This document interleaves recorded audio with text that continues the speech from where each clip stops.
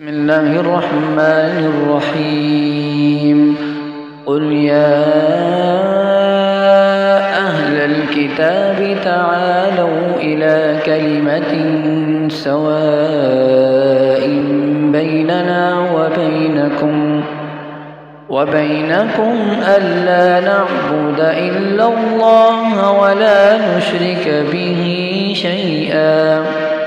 شيئا ولا يتخذ بعضنا بعضا أربابا من دون الله فإن تولوا فقولوا اشهدوا بأننا مسلمون.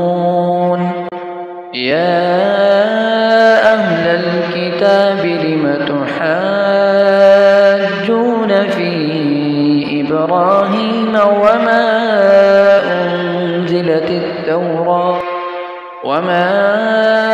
أنزلت التوراة والإنجيل إلا من بعده أفلا تعقلون.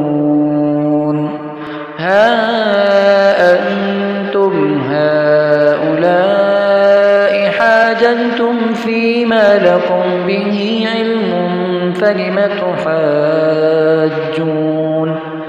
فلم تحاجون فيما ليس لكم به علم والله يعلم وأنتم لا تعلمون. ما كان إبراهيم يهوديا ولا نصرانيا ولكن كان حنيفا مسلما وما كان من المشركين.